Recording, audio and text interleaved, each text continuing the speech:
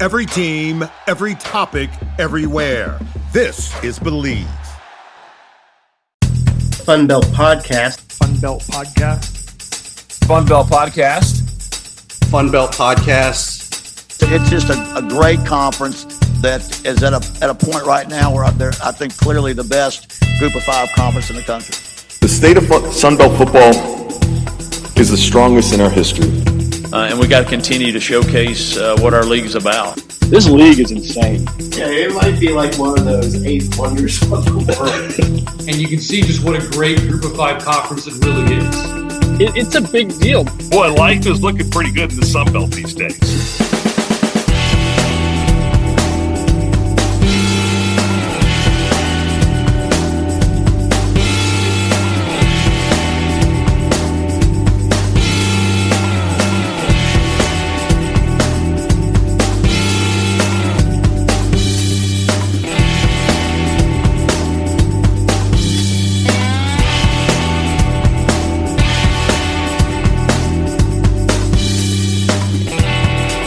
Very excited about the SunBelt.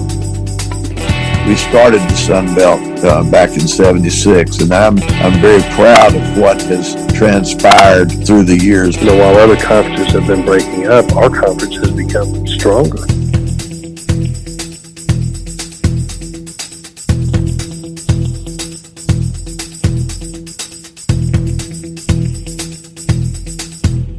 Edit that out, Dusty.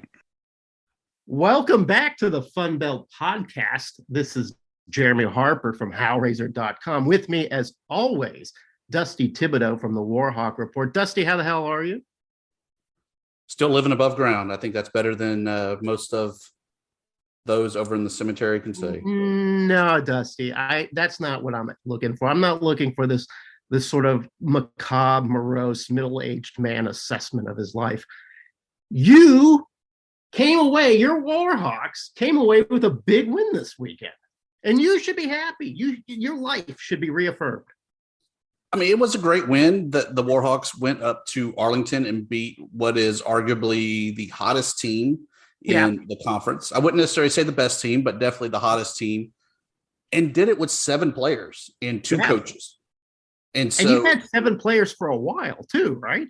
It's fluctuated between 7 and 9. I think someone corrected me on the Warhawk Report message board that we had 8 players. And so, somewhere in that number was what the Warhawks actually had and still came away and won it in overtime, which you would think if you have such a short roster, a short bench, that you're going to be fatigued and overtime is going to be the last thing that you have. And if it is overtime, it's just going to be a complete slaughter in that extra frame. Warhawks were able to pull it off. Now, just for reference, I believe Arkansas State, I could be wrong about this, I believe we have like 15 players on the roster.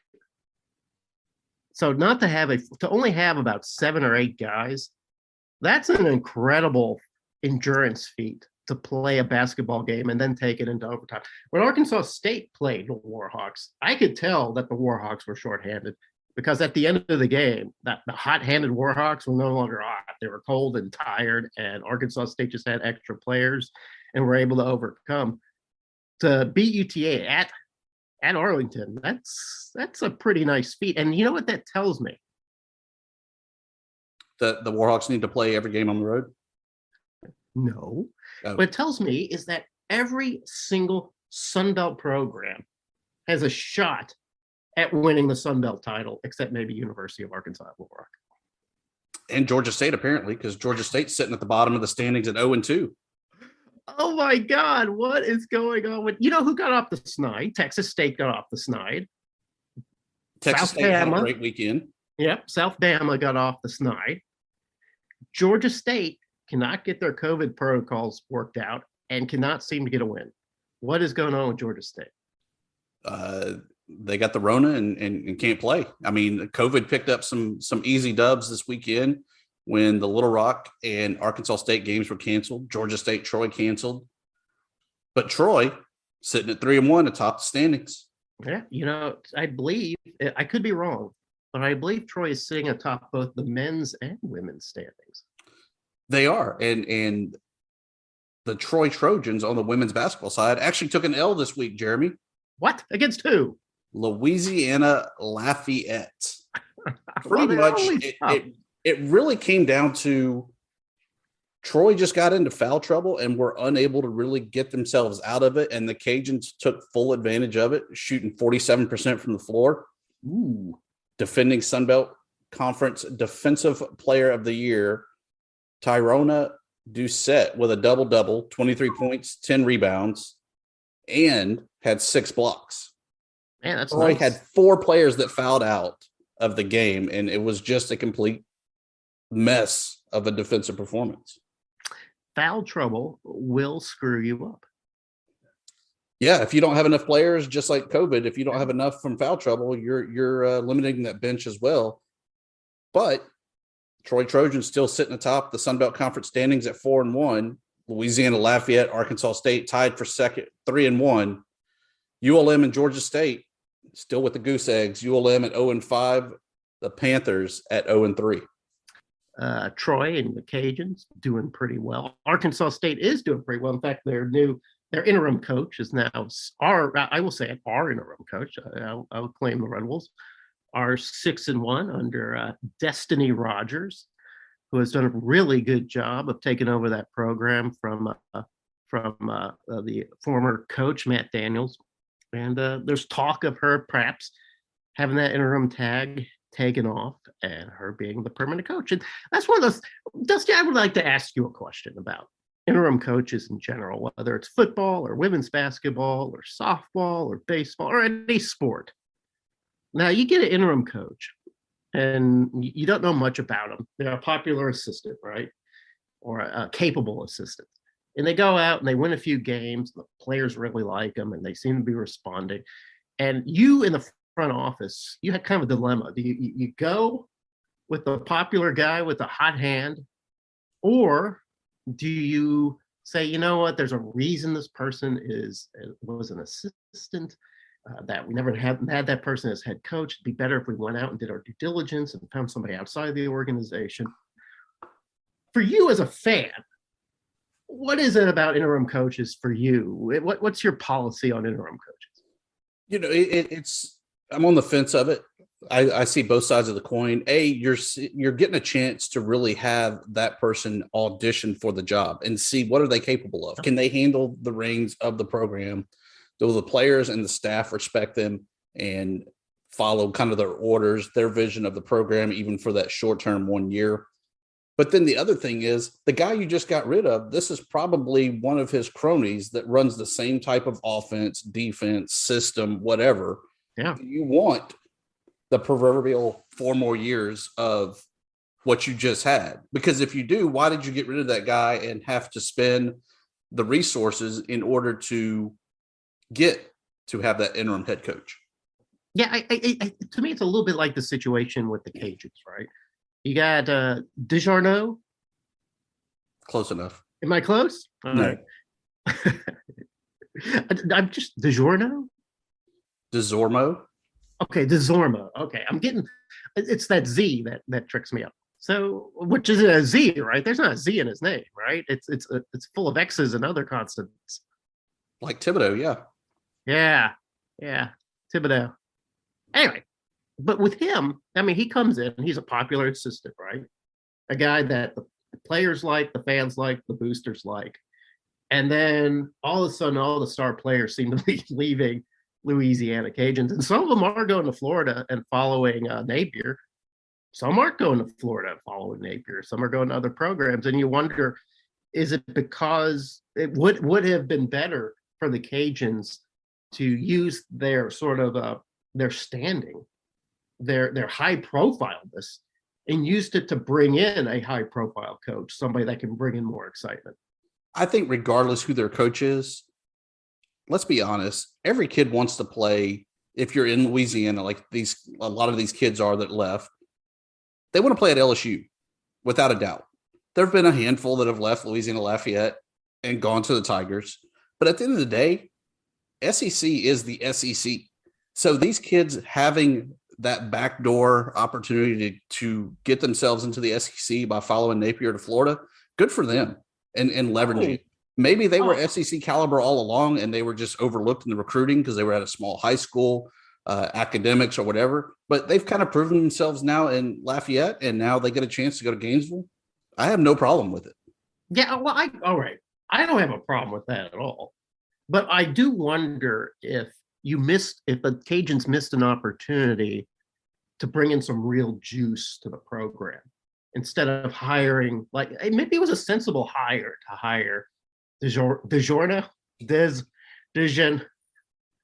Maybe it was Coach D. Maybe it was good sense to hire Coach D, with the knowledge he has of the program. I love the hire. I mean, you're hiring one of your own. You're hiring a guy, while his number's not retired, he is definitely one of the legends of the SunBelt, as we talk about. He is one of the legends of Louisiana Lafayette that broke several of the passing records and have since been replaced by Levi Lewis. But he was a legit player. He gets the X's and O's. Otherwise, he would not have been in this position, having been a top assistant from Billy Napier and then given the reins of the program, knowing that this is a program that's coming off of 13 wins and 13 straight wins that he was a part of. I think that you could not have gotten a better candidate to come in. And if you take a step back and look at the conference, ULM hired probably one of the greatest lineages of college coach ever with a Bowden. Yeah. But if you ask the bulk of the players, they couldn't tell you who Terry Bowden is. Yeah. Other than he's the head coach of ULM. Maybe he was the head coach of Akron. So I don't think that the big name coach is really going to be the shock and awe unless you're hiring a Nick Saban, unless you're hiring Ed Orgeron, Sarkisian, however you say his name. I think Clay Helton has a little bit of name there at Georgia Southern, but for the most part, I think a lot of these kids are not going to know who the coaches are that they're going to be playing for. They're playing for the opportunity or for that school. That could be absolutely true. And you know what? I say that without real knowledge. I don't know how savvy kids are about coaches. As far as I know, they got their fingers on the pulse of all that. They're like, oh yeah, I know who the offensive coordinator of Arizona State is. Oh, that guy's great. Or I don't know if they have that sort of inside ability, or do they just go, yeah, I just want to play for Alabama. But you're probably right. That probably was the best hire that you could possibly make, simply because he does know the system, and that system has been really good. Now, I guess we'll see if he's also good at recruiting and if he's also good at putting an off-season program together and all these things that actually makes coaching work. But yes, where were we? We weren't even talking about football. Oh, we were talking about interim coaches. And then we're talking about Destiny Rogers, who is interim coach of Arkansas State women's program. 6-1, good start. She's in second. The team's in second place in the SunBelt. Under Matt Daniels, the team just hasn't ever really found much success. But under Destiny, there seems to be at least a sliver, a burst, an intense burst of success. So that's what we're wrestling with right now in Jonesboro. Do we make this interim coach who's had this burst of success? Do we say this is the coach of our future, or do we just sort of step back and go, let's look around and see who's available and what can we bring? I think the other question that always has to be asked is, does it really move the needle? And by that, if you go out and hire someone else, is it going to increase your booster contributions to the program? Is it really going to help you go over the top and become a Final Four team for the NCAA tournament? Are you finally going to get a regional, anything like that? Yeah, here's the thing with Arkansas State basketball, and probably with most SunBelt basketball. You're not going to get a big name coach to come coach women's basketball. So if you can come up with somebody who actually has spread goodwill with the team, who happens to be Destiny Rogers at this moment, why not give her that shot? Why not go ahead and do that? But yeah, I honestly don't know within women's basketball coaching circles, what would be a needle moving hire. I don't know. Yeah, and I mean, if you look at it, yeah, it made some noise, but Kim Mulkey moving even from Baylor over to LSU. Yeah. That didn't really move the needle. It was kind of a head scratcher. Like, you built this program. Why are you going to leave and abandon it for a team that's kind of struggled, but that success is probably going to follow you wherever you go.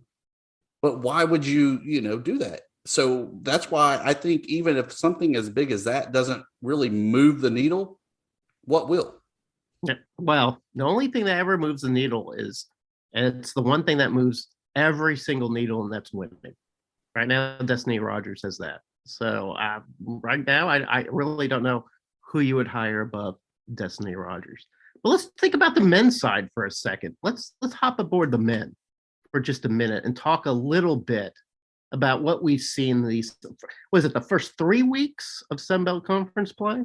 3 weeks. All right, you've made a good point. COVID has gotten a lot of W's. In fact, I feel like the SunBelt is getting hit harder by COVID recently than most conferences. I don't know why. I don't know why that is, but it seems to me like, for instance, our sibling conference, the SEC, doesn't seem to be canceling games, but the SBC seems to be canceling games left and right. What do you think that? Why do you think that is? Yeah, I don't know why that is. I mean, we're all kind of in the same geographic footprint, all seem to be following similar protocols. Is Atlanta that fun of a town that you can't just stay out of the club or stay away from one another to ensure that you're able to start playing some basketball? I really don't know why that is. I've seen a handful of games canceled in other conferences, but definitely nothing like what we've seen in the SunBelt. And it kind of makes me wonder. I haven't broken out the calculator to crunch it.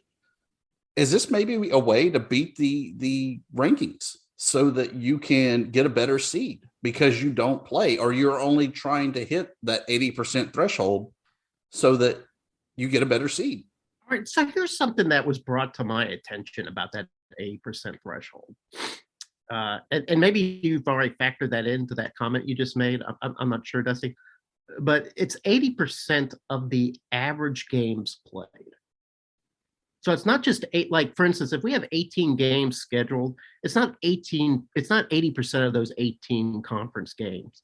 It's 80% of what the league was able to play.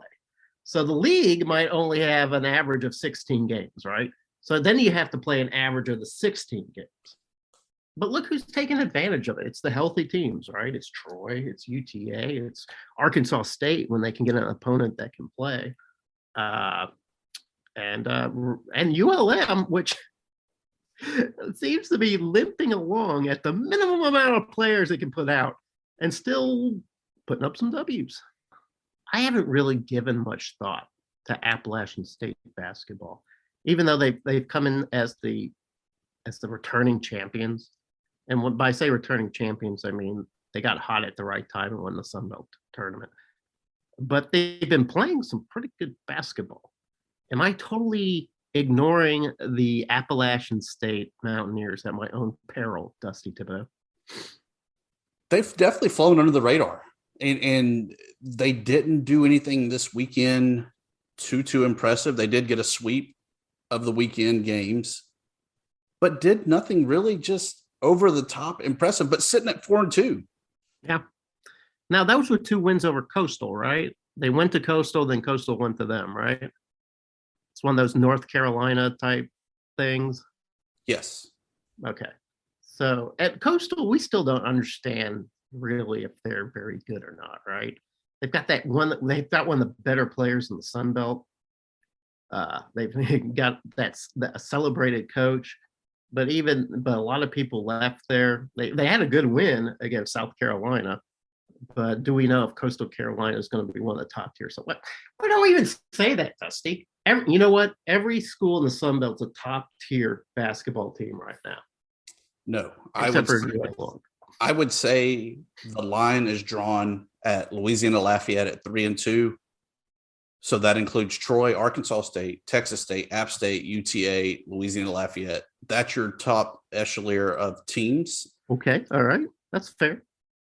And then there's everyone else. And what's troubling about that is you have South Alabama that when they're healthy is hands down the best team in the league.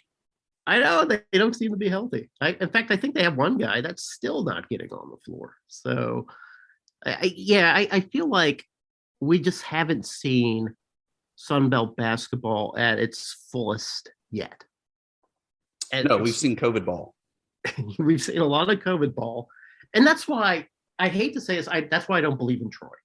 I don't feel like Troy at the end of this process is going to be in that top echelon. I feel like Troy will eventually start settling down to the bottom. Now, could I be wrong about Scott Cross and his boys? Absolutely, because I know nothing about the SunBelt, and SunBelt entropy is real. I'm a buyer of Troy. I believe the hype. I like them. I still think Texas State can sneak in there at 2-1 right now, but at the end of the day, it's all about healthy. And usually we're talking about injuries, sprained ankles, twisted knees, whatever. It's health right now of COVID. Who can get their team the healthiest to make a push down the stretch? All right. Arkansas State's Norchad Omier and Louisiana Lafayette's Jordan Brown named to the Lou Henson Award watch list. I had to look that up. I didn't know what that was, quite honestly. But that is the nation's top mid-major player. The award is announced April 1st in New Orleans this year as part of the NCAA Final Four.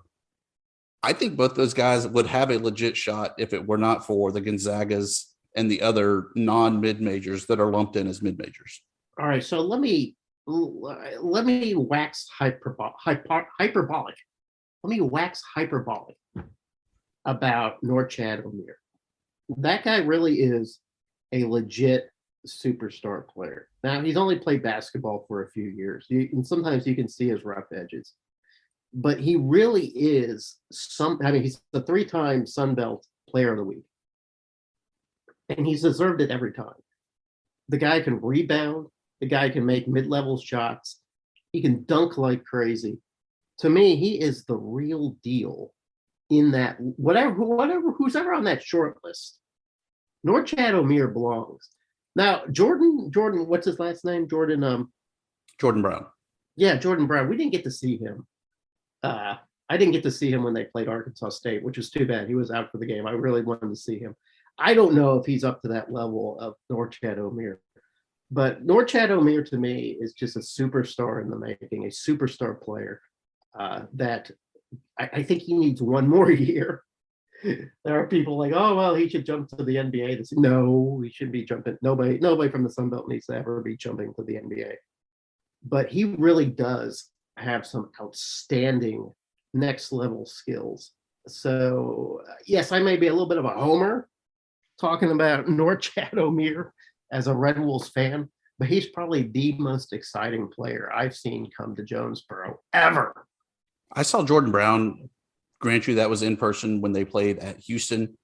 Great player. Think he was just overmatched in that game. So I could definitely see why he is on this list as he's continuing to dominate Sunbelt Conference and a true dominant player there in kind of his realm of being in the mid-majors. Now, correct me if I'm wrong. He's a 6'11" forward, right? Yes. Yeah, that is some good size. And I was actually pleased not to see him when the Arkansas State played Louisiana, because I believe they have another 6'11" guy too. And that's just 2 6'11" guys I'd rather not play. But so you felt like he was a little overmatched in Houston? He was overmatched or the team was overmatched? Yes, all the above. Okay. All right. But Jeremy, we've talked in the past as part of our Sunbelt Legends. Yeah. 2 different guys. Yeah. A guy that we got to catch up with earlier in the week. Your guy from Arkansas State, Cleo Lemon. Yeah, we interviewed him a little earlier in the week. Yeah. We did, and he had some great things to say about kind of playing in the days just before the Sunbelt Conference.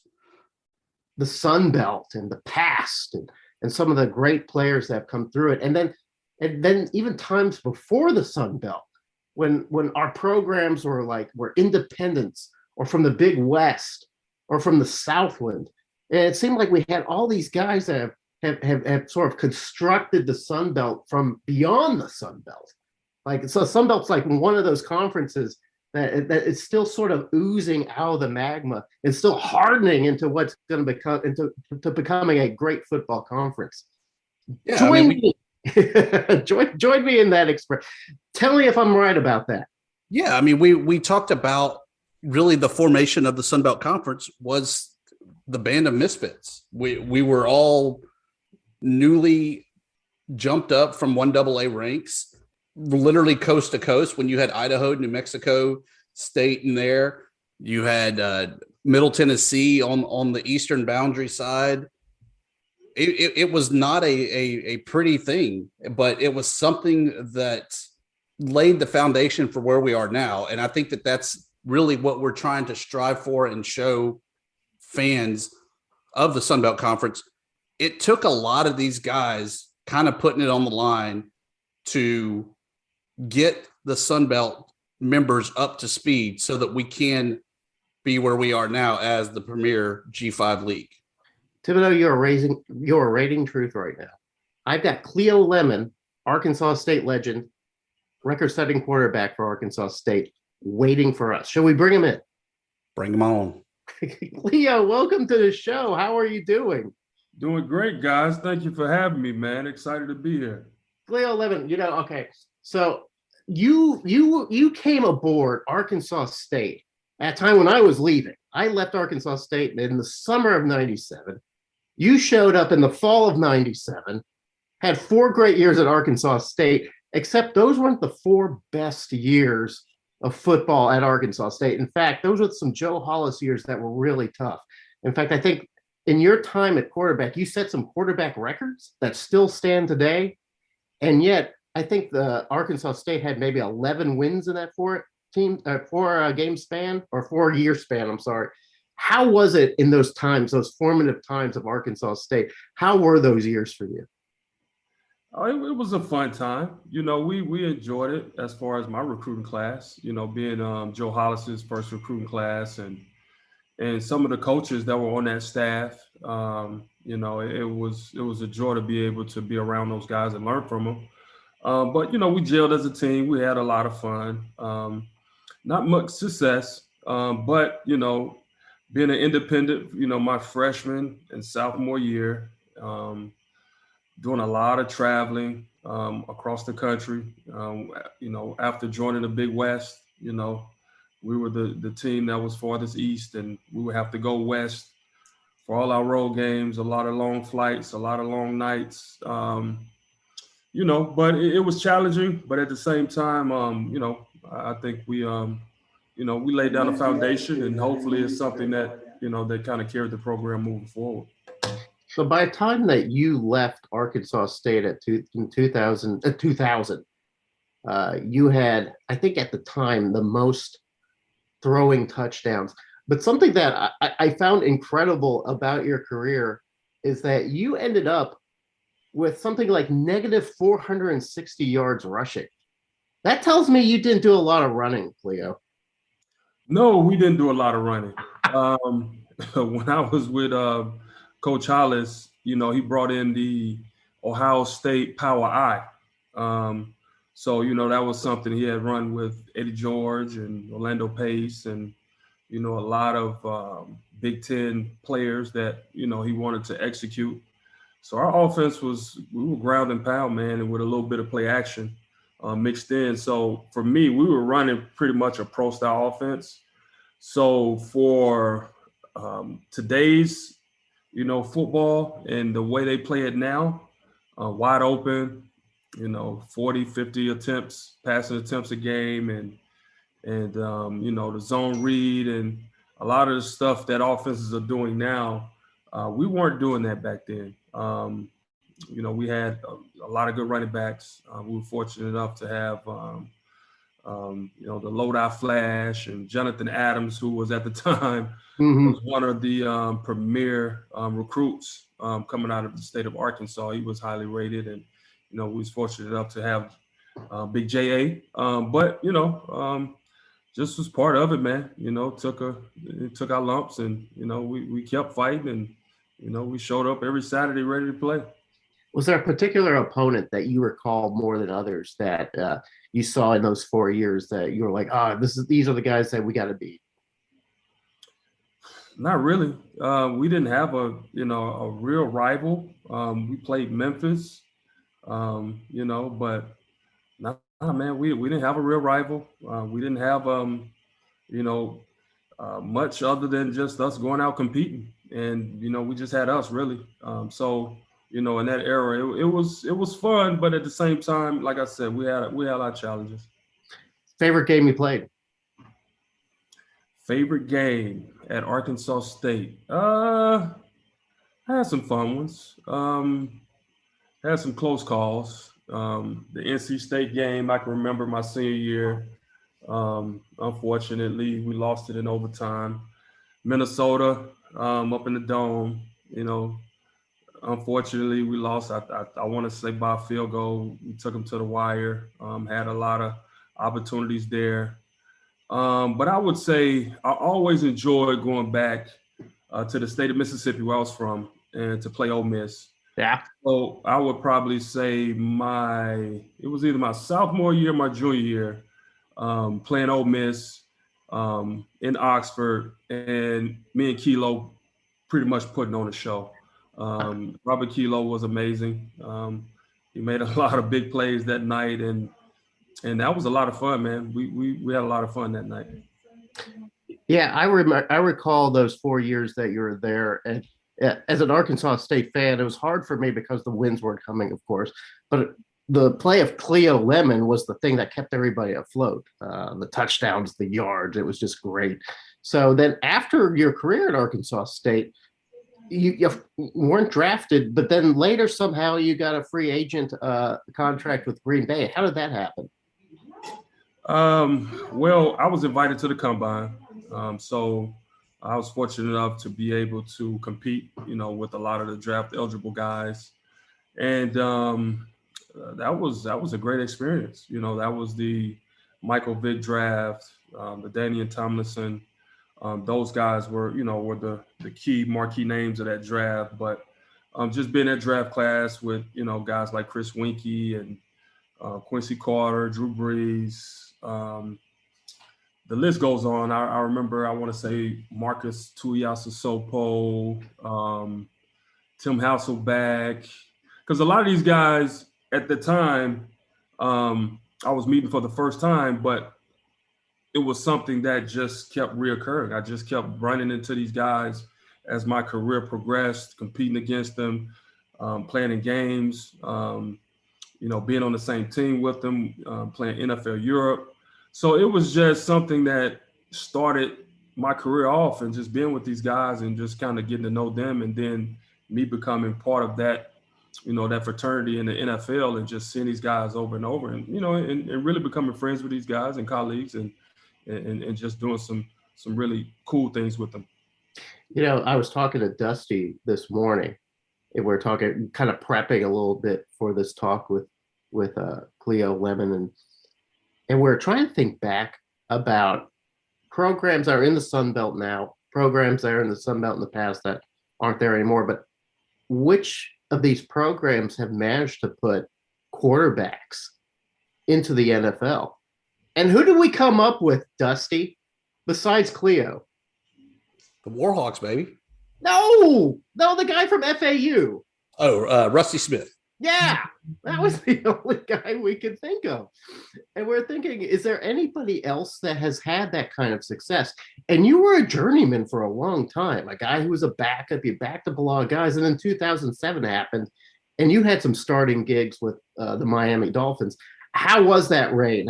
How was that time at that moment? Did you feel like you had finally made it? That all the preparation and all the hard work had finally paid off? Or was it just like, oh man, it's just another day at the office? You put in a lot of work. You want to see it pay off. And I would say for the most part, it was exciting, just to be able to say that you're a starting quarterback in the NFL. That was amazing. And when you get a chance to compete, and then you earn the trust of your teammates and, the coaches in the front office, because you're evaluated every day, right? So every day, you try to make the team, you try to make the throws, and you're in a position where you have to perform. And when it happens in some kind of way, year after year, you're able to make a team and make another team, and all of a sudden you look around, you've been in the league 4 or 5 years, and then all of a sudden you get a chance to get out there, man. It's really exciting, man, just to see that hard work pay off. You talk about the journeyman that you had, the journeyman career you had throughout the NFL. What were those discussions like whenever y'all were approached saying, hey guys, this is our last year in the Big West. We're going into this new conference, the SunBelt. Was that something that they really, the coaching staff and the administration really presented to y'all? Or was it kind of just a blindside after y'all were out? No, I didn't have that conversation.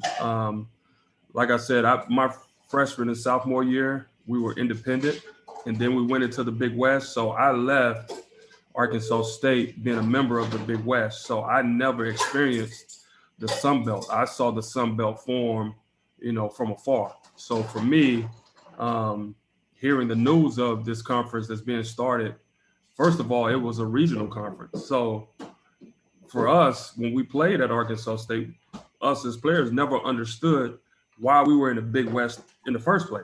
Like, we never understood that, right?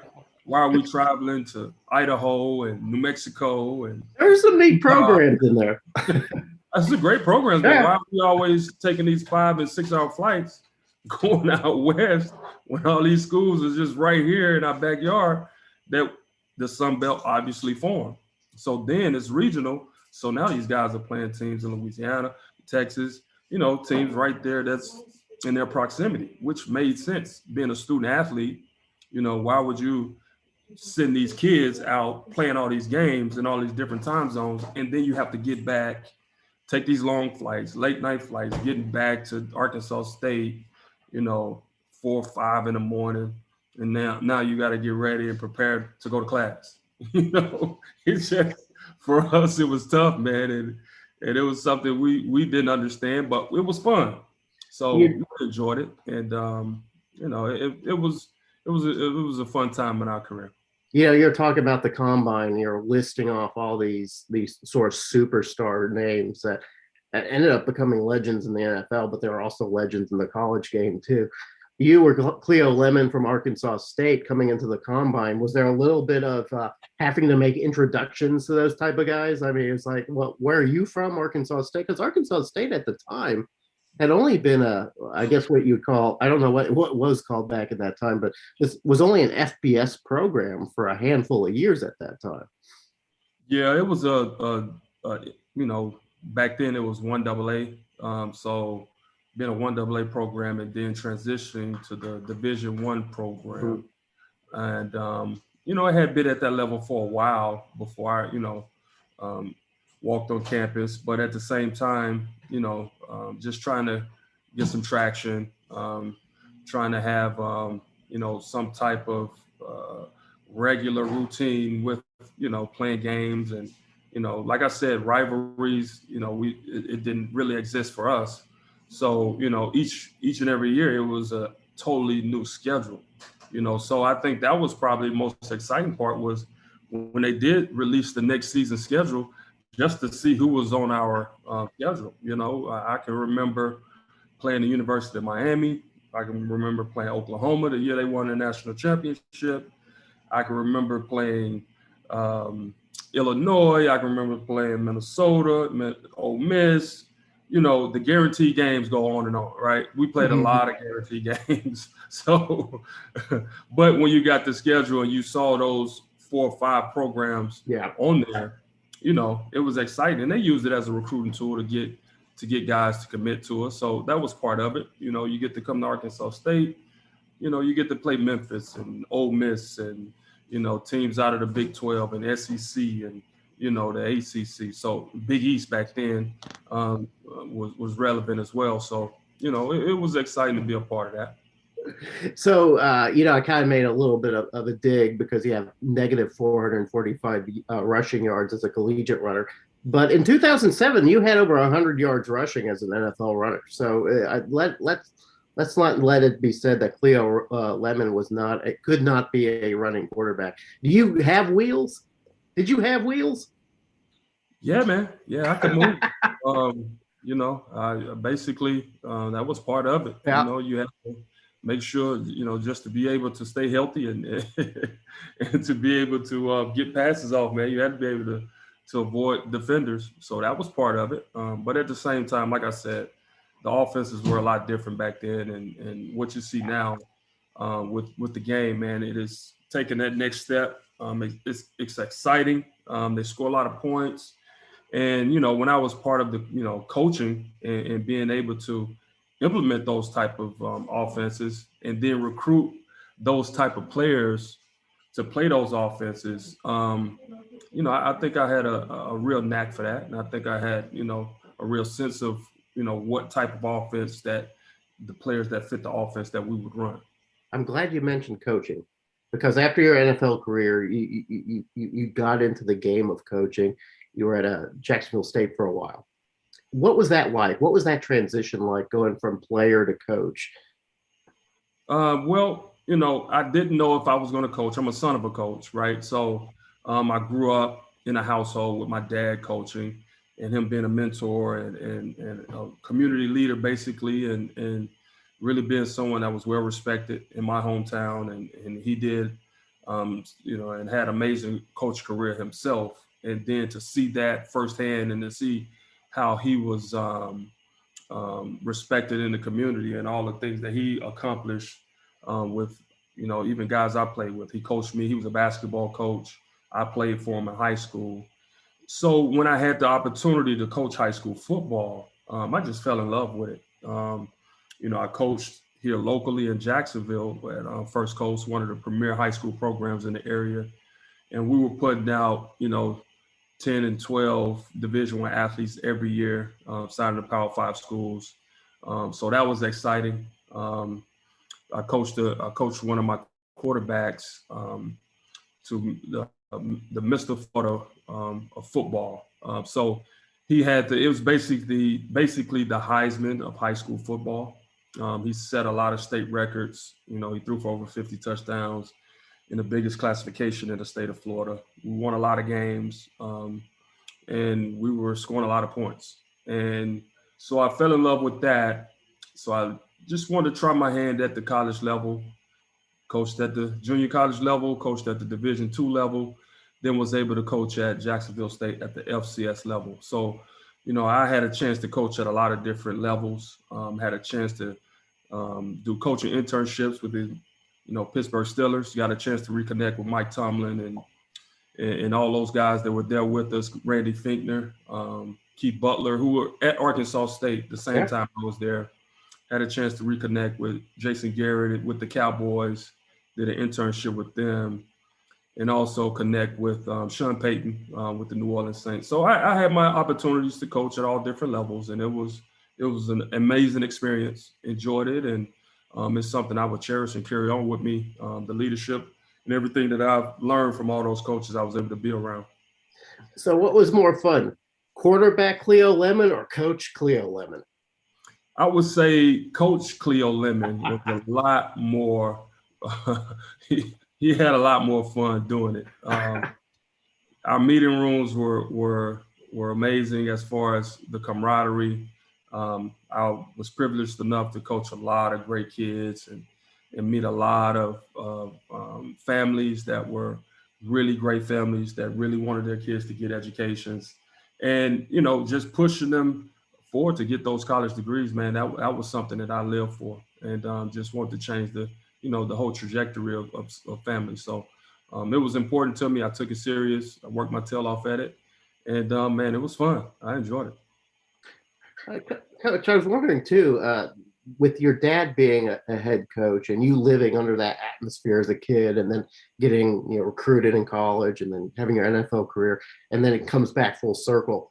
Did you take away lessons from your father, and did you also say, well, this is what I'm different from my dad when it comes to coaching? Yeah, absolutely. I think whenever you are raised in the house with your father, you kind of take, especially my pops, he was man, he was a real man's man, right? So for me to be able to follow in his footsteps, I thought it was an honor for me to have that opportunity. So I learned a lot from him. So my coaching style, originated from him. So, the best coach I ever had was my pops. So I would tell anybody that, he's the reason, who I am today. And, being able to experience that and cherish that and really grow in his shadow, man, it was fun times.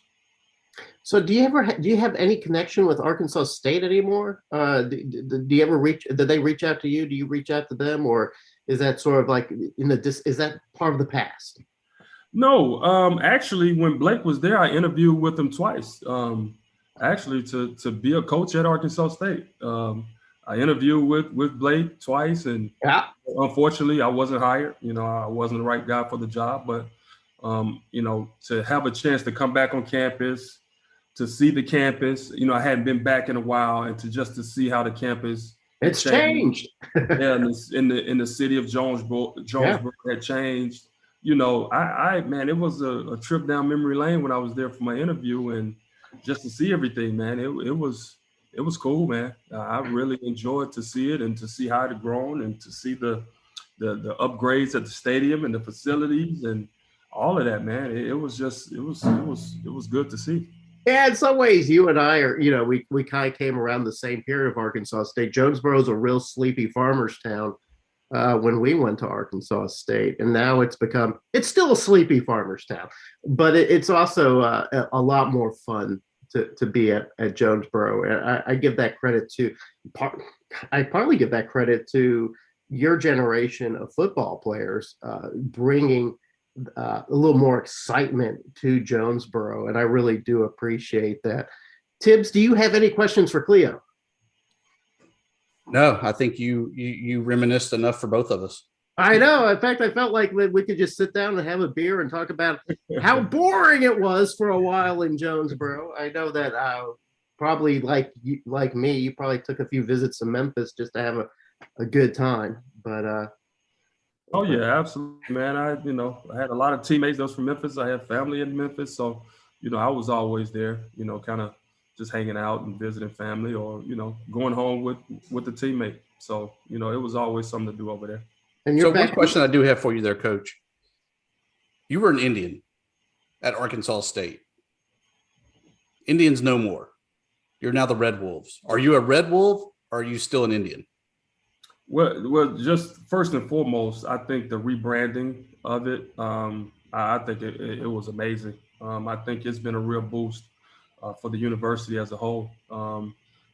Just the way it looks, the way it pops, the apparel, that they have, it's attractive, especially for, incoming high school prospects. I think it's something that they pulled off seamlessly. I love the mascot. Love the color, love the color scheme, the unis, the different colors that they wear, the Tuesday night, the Thursday night games that they play. I think it's all cool, man. I think it's something that was necessary, and I think it's something that's really added to the excitement of the program. Do you still watch college football? I'm a football fan, man. I'm going to watch the national championship game tonight. I was fortunate enough to play for Coach Saban when he was with the Dolphins, and I didn't know that. That's right. Yeah. Oh my goodness. Okay, yeah. Yeah, to see him actually leave us, go to the Crimson Tide, and really, cement himself as probably the greatest college football coach in the history of the game. To see that unfold, I think that's exciting as well. What was your impression of Coach Saban as an NFL coach? I mean, he coached the Browns for a while, coached the Dolphins for a while, didn't seem to have a whole lot of success, found all of his success in college. How was he as an NFL coach? Great coach. Very detailed, very thorough. He was just, he was just made for the college game. I'm just going to be honest about it. I think a lot of the things that he didn't like about the pro game benefited him in the college game. And I would say first and foremost is recruiting. I think that was probably something that was frustrating for him and I heard him say this in the interview. He basically said, I like the college game because I can go and recruit, 10, 12 first round draft picks a year. In the NFL, they only give you one first round draft pick. So he wanted to go and recruit, as many first round prospects as he could coming out of high school. And as you see, he has an eye for talent. He's a talent evaluator. He's probably had a pretty good career. Yeah, he's probably one of the best at seeing the right guys that fit his schemes. So to see that and to see him just cement himself in that position, it's been cool to see. Well, Cleo Lemon, we're not going to keep you from the national championship game. I know my own kids are downstairs waiting for me to come watch it too. Even though I'm a citizen of the Group of Five, I'm a citizen of the SunBelt. They're going to drag me down to that game. They got to drag you. They got to drag you to watch it, right? I got you. So I'm going to have to keep it down on the download. My reputation. I don't want anybody knowing about it. I know Tibbs is like, I'm not going to watch it, but I bet Thibodeaux ends up watching a couple quarters too. You'll see. Not happening. Not happening. Not happening. You're not watching it. Not at all. Yes. Oh man. I am an Auburn guy first and foremost, so I can care less about Bama. And I'm a ULM guy, and we already got our wins over Bama from literally on the scoreboard, as well as when they were cheating and had to vacate the losses that we had to take. So right. I have nothing else to prove in that game. I got you. It should be. I just hope it's a good one. Put it like that. Yeah, well, we'll see about that, I guess. Cleo Lemon, thanks for joining us on the FunBelt podcast and joining us on our Legends series. You are definitely one of the top legends to ever play the game for a SunBelt program, and we appreciate you taking the time. Man, absolutely, man. Thank you guys for having me, man. Continue doing what you're doing. Wish you guys much success. That was the interview with Cleo Lemon. I had forgotten also that he was at Miami the same time of Nick Saban. Yeah, he dropped that on us. Yeah, we completely forgot to really drill it, and I think we were both kind of in shock and awe that we were like, Nick Saban. He was the guy. He was probably the one that gave him his six NFL starts. Yeah, like he started 6 games in the NFL. Well, yeah, I mean, the Dolphins were pretty bad back then. And I think Saban was definitely, they thought was the guy to try to right the ship. But, man, it was huge. We kind of let that slide. It kind of came at the end of the interview, and everybody wanted to go watch the football game except you. And we didn't do our due diligence. We didn't sit him down and explain further what kind of coach, what kind of man Nick Saban was back in 2007, I guess. We didn't do our due diligence. We let it slide, but we get another chance because we have another SunBelt Conference legend joining us. The guy from Middle Tennessee State. He was the first offensive player of the year of the young SunBelt Conference in football, and that is quarterback Wes Counts. Welcome in, Wes, joining us here on the FunBelt podcast. Hey, man, thanks for having me. So, Jeremy, I reached out to Wes and I said, Wes, we got to get you on our SunBelt Conference Legends. And he goes, why? I was like, dude, you were the first offensive player of the year. Middle Tennessee was like up there with North Texas of the juggernauts of the SunBelt Conference. And this was the man leading it. And he goes, why? Come on, man.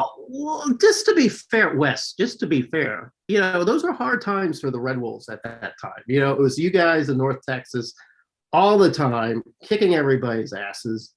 So I've kind of blocked out about maybe 5 or 6 years worth of SunBelt game or SunBelt seasons, and so don't blame me for that. Blame you guys for being so damn good.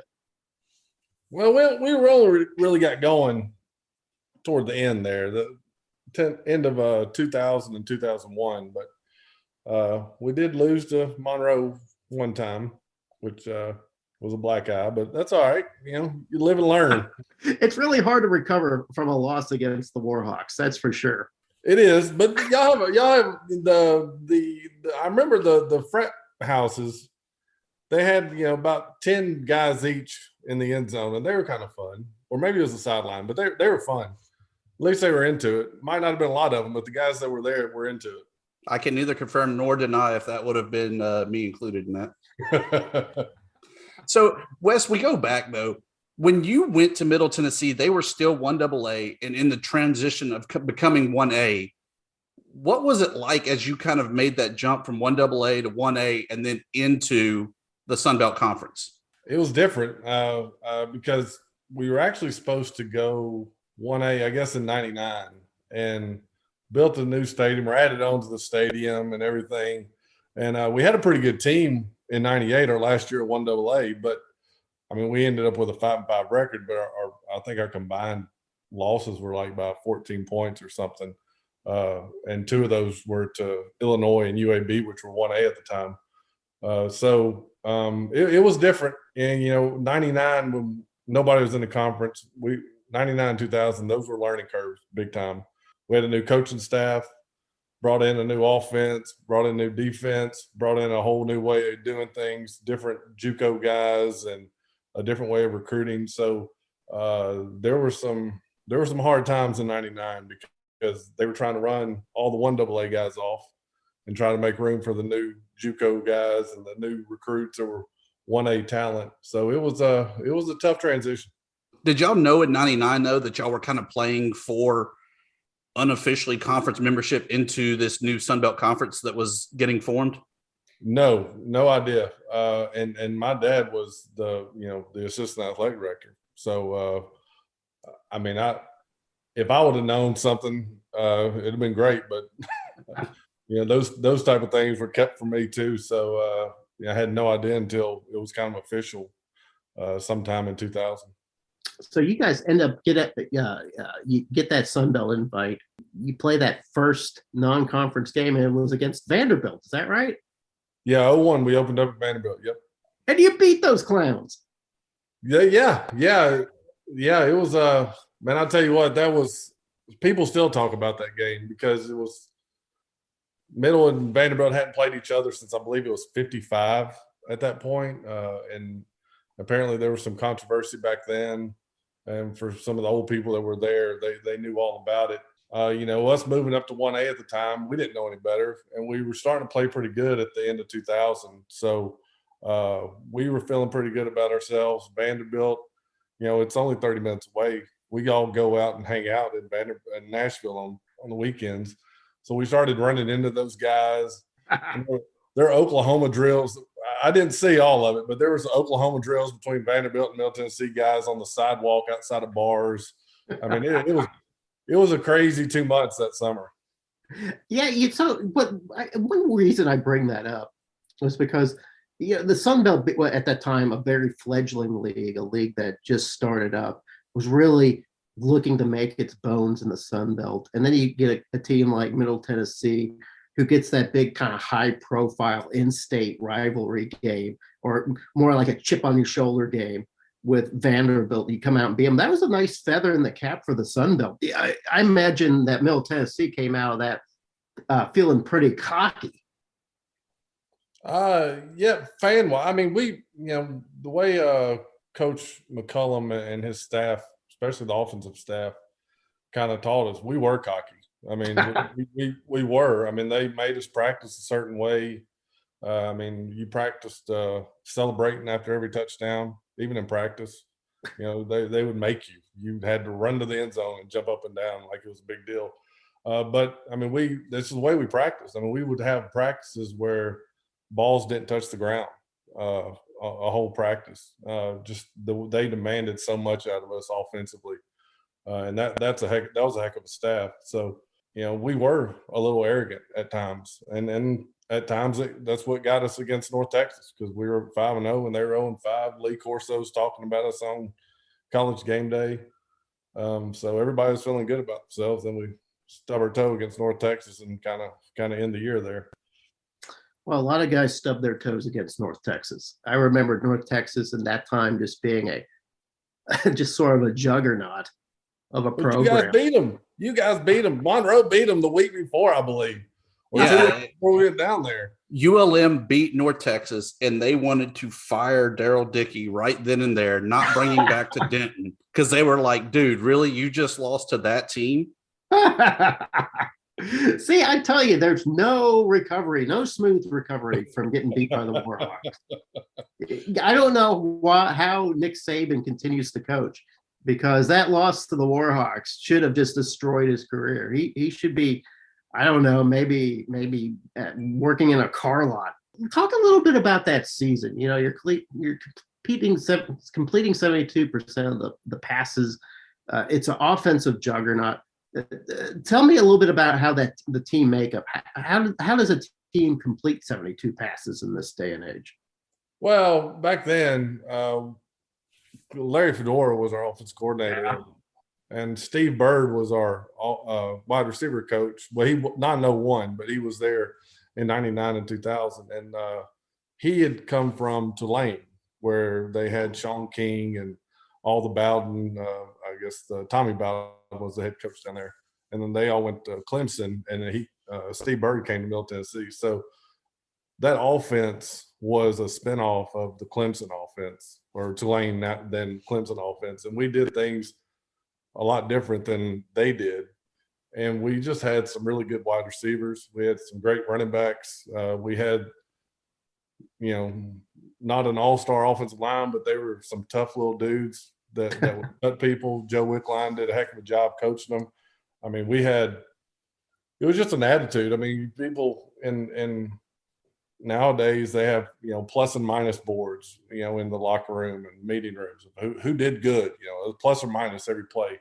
Well, we had knockdowns. We counted knockdowns for every position. Everybody on the team had their name on the board. And how many knockdowns did you get? And it included quarterbacks and kickers and everybody. And I mean, that was a pride thing. How many guys can you knock down during a game? And that's just the way we were taught. And that's, as much as it's a player's game, man, the coaches that we had in 99, 2000, 2001 were pretty doggone good in the way they had us going. I'm beginning to understand why Middle Tennessee had so many rivalries within the SunBelt. Yeah, we were borderline dirty. Yeah, we sure were. Yeah, especially offensive line. I mean, those guys were vicious. I mean, I remember you guys. Maybe it was in 01. Had a pretty good defensive lineman, Malvo, I believe. Yeah, Donald Malvo.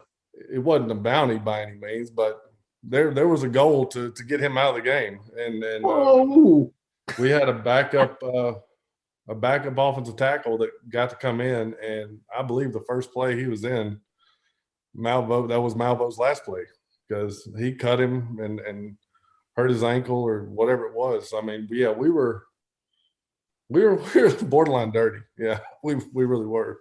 Who knew that we were going to get this kind of information about the early days of the SunBelt? That's something we always suspected, though. There's probably a statute of limitations. We're good. Oh, yeah. You won't have the cops coming to your house anytime soon. So that first SunBelt Conference game was in Monroe, ULM, Middle Tennessee. Was it any different kind of going into that game, knowing that this is it? This is what we've been playing for as a 1A independent, moving up from 1AA. We made it. We're in a conference. It's our first conference game. It probably was, but that was the week after 9/11. Mm-hmm. So that probably kind of overshadowed the first game. I remember Monroe at the time didn't have a really great jumbotron or TV in the end zone, but they tried to put some graphics up there. And I remember the officials they came and got the captains, and we had to stand on the side of the stadium while they played a video with some music for 9/11. And I mean, so as much as it was the first conference game, it was really the first game after 9/11. So that was a big thing, just to kind of get back to normal, get back to playing football again. So Wes, tell me this: your time in the SunBelt was brief because you got in at the very last year. But what did you feel like were your biggest competitors within the SunBelt? North Texas, Lafayette, mean, I still call them Lafayette. I know I'll get in trouble for that, but I mean, the Lafayette was one of those teams that back then they always had players. I mean, they had athletes all over the play. You had Peanut Tillman and was it Hilliard or the guy that played for Pittsburgh for a while? They had basically 2 first-round draft picks in the secondary, and they always had guys. They didn't play together. It was like a bunch of loose cannons out there, and they never could get going in the right direction. So I mean, Lafayette was always probably talent-wise the best. I would say Troy might have been in there as well, but again, they couldn't all put it together, consistently. So, and the one thing that people don't like hearing this, but because that was the first year of the conference and everybody had not been in the conference, man, everybody was cheating back then. There were players. I mean, there were so many good players in that league back then because they were all drop downs from here to wherever and transferred in. And I mean, there's no way Troy. I mean, you guys been to Troy. There's no way they had the players they had without cheating. I mean, there's no way. Of course, Troy, that was Larry Blakeney at that time, right? SunBelt legend Larry Blakeney. I'm sure he by himself could have gotten some of those big name stars. Yeah, I mean, it was crazy. I mean, really, you think about the players Lafayette had, some of the players that North Texas had. We had some studs. So I mean, there had to be something going on because back then there was. Why would you come to an independent? And I know there was a lot of independents back then, but why would you come to some of those places? I'm sure there was some cherry course selection that you could take. Maybe some easy degrees to be had at Troy. I don't know. I have no idea, but yes. That said, though, Wes, you had a great running back there, DeJuan Hicks, that was definitely always a head scratcher of how he wound up at Middle Tennessee and kind of slid through the cracks. How great of a player was he? He's a stud. He really was. And how he came to us, I don't really know. I know he's a homebody, and not being that far away from his home in Huntsville probably had a lot to do with it.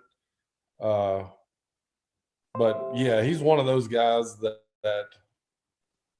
he was kind of taken care of. He didn't have to practice on Mondays and Tuesdays. He didn't practice about Wednesday, but it was fine because on Saturday you didn't have to worry about it. I mean, he was a machine, man. He was good. We had a good backup in Rashard Lee that played in the NFL for a few years, and then the third guy was Don Callaway, and he was just as good. He was a little bit smaller than both those guys. So, I mean, the recruiting that the coaching staff put together and getting some of those guys were pretty doggone good. The funny thing is like, as much as they wanted to get rid of most of the 1AA guys, quarterback was 1AA kid. All the wide receivers were 1AA guys, and I think 3 of the 5 offensive linemen were 1AA guys. So really, offensively, it was mainly the running backs and a couple of linemen that were really the 1A era type players. Well, you mentioned a lot of great players. The player that won the SunBelt Offensive Player of the Year was Wes Counts. What did you do after that season? Well, I tried to play arena for a little bit, then broke my leg. And then it was one of those deals where you think about it, you work to get back, and then the reality is you're 25 and it's time to get a real job. It's basically that's what it boiled down to. It's time to move on and be a big person. Let me ask you a little bit about arena football. Is that as wild as it presents itself on TV? Yes, and it may be some of the most fun football you can play. It really is. It's because I mean it's basically an all-star team. The guys that are playing are pretty doggone good. You're playing in a hallway. Yeah.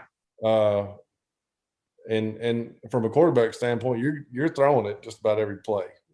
So yeah, it's a lot of fun. And back then, I mean, the crowds were nuts. I mean, you'd always play in front of 8,000 to 10,000 people. I mean, people were into it back then. So it was a lot of fun.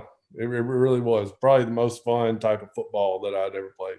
Now, did you break your leg in a game, or was that like I sure did against a running back.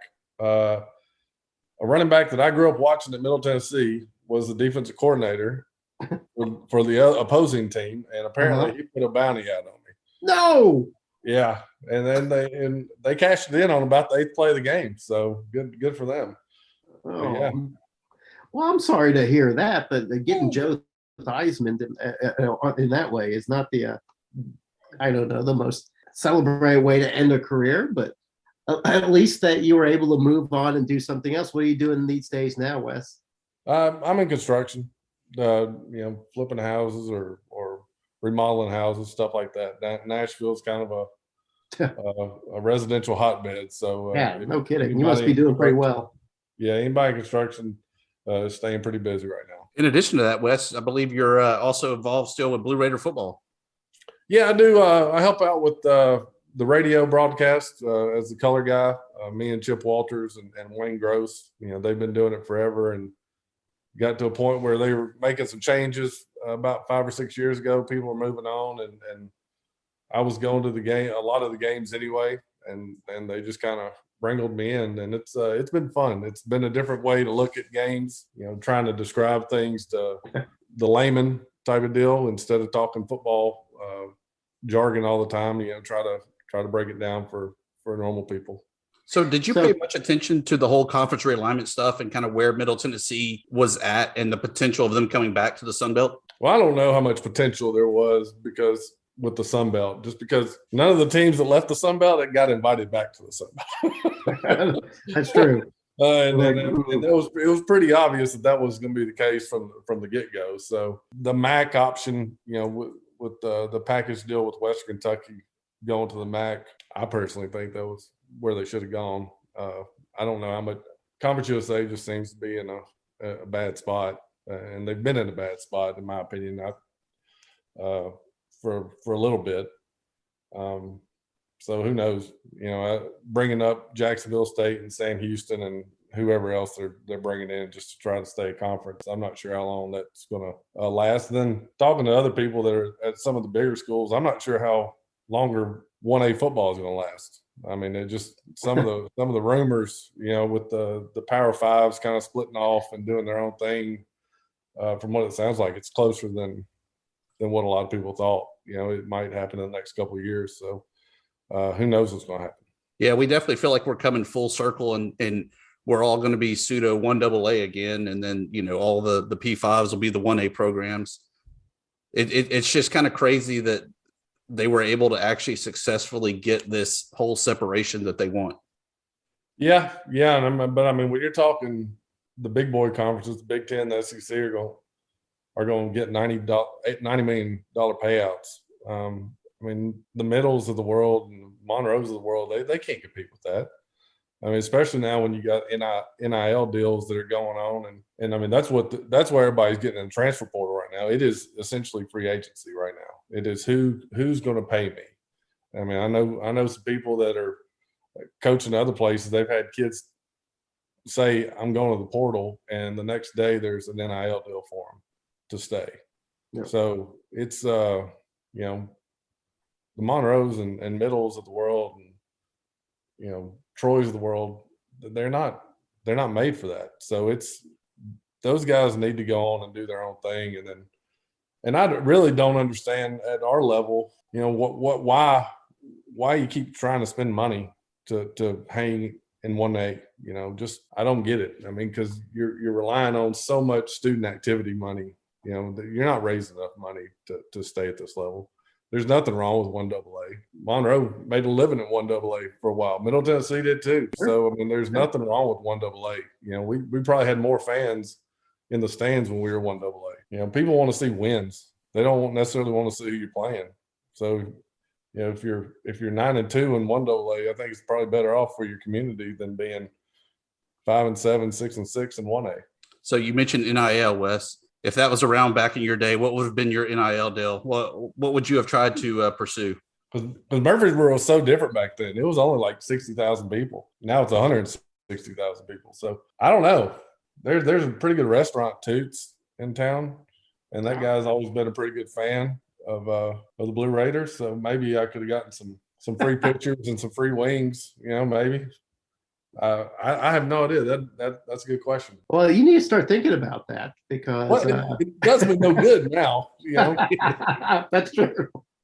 Oh, we can't retroactively get our NIL deals. That's the bad part.